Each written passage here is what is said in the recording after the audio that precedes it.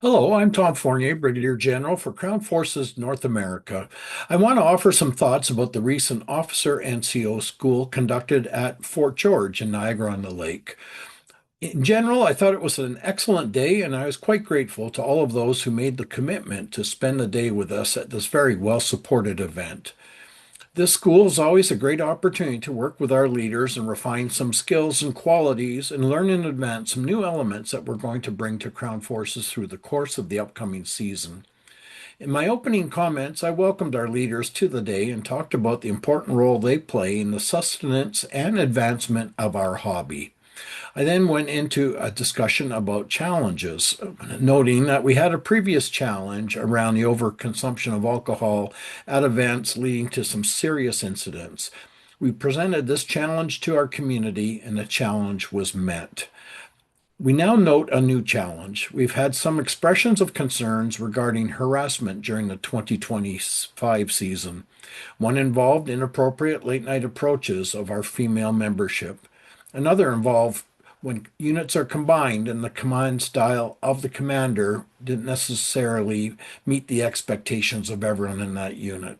Our approach to this challenge is to draw attention to the concerns, and with visibility and attention comes the belief that we will overcome this challenge. It's important to remember that as a complex volunteer organization, we have the same responsibilities as a workplace. Time of day or inebriation are never an excuse for inappropriate behavior. Being an officer, an NCO, is creating a power dynamic that may make it difficult for someone to say they do not like how they're being treated or talked to. It's best to always be respectful in the handling of those reporting to you. This hobby is our community, and the onus is on us to create a respectful, family friendly environment. Another challenge I see upcoming is the Grand Tactical at Fort Meigs. I offered a reminder at the meeting that we have the Grand Tactical coming up towards the end of May, and we had some discussions around this. There's some messaging that I'll share in a distinct video. The core message was that we're not going to ask anyone to do something they do not feel safe, but reluctance to travel to the U.S. is based on pushing back against some of the comments coming from the U.S., then we ask, for the sake of our community and preserving the ongoing cycle of Grand Tacticals, that they consider an exception for this one weekend. We also spent time talking about the process we went through updating our standing orders. These can be found in the appropriate section of the Crown Forces North America website. They'll also be sent out to unit commanders with a request that they confirm the receipt of the standing orders and their commitment to abide by them. We also had a discussion on succession planning. We feel this is well entrenched within our staff structure. Our most recent staff appointments have all come through an open posting process with interviews to follow prior to the selection. This is currently underway with a search for the next Sergeant Major of Artillery.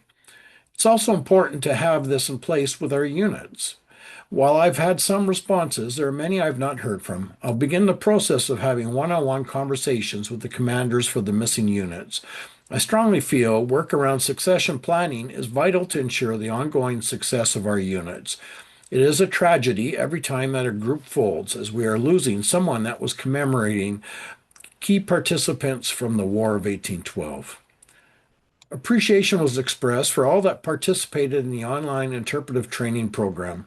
We had strong support for the in-person session, and we have 100 plus views on our YouTube channel. As we wrapped up our day, we talked about our upcoming fire drill at Longwoods. Detailed instructions will be coming, but it is essential that all in the unit, including the followers and children, know that they are to take part in the drill and they are to know in advance where their alarm post is situated so they know where to go when the drill sounds.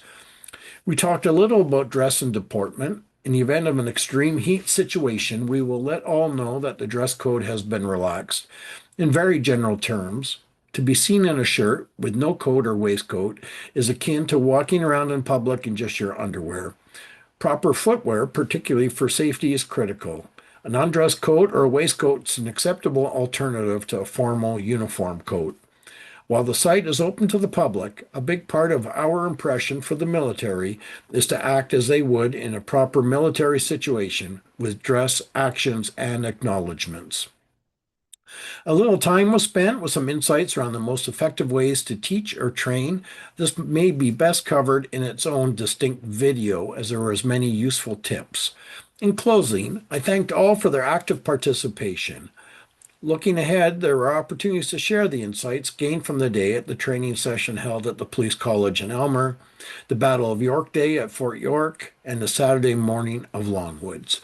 So, thank you to all who participated in the school. Thank you to everyone for your ongoing support, and I look forward to an amazing season with you all. Thank you.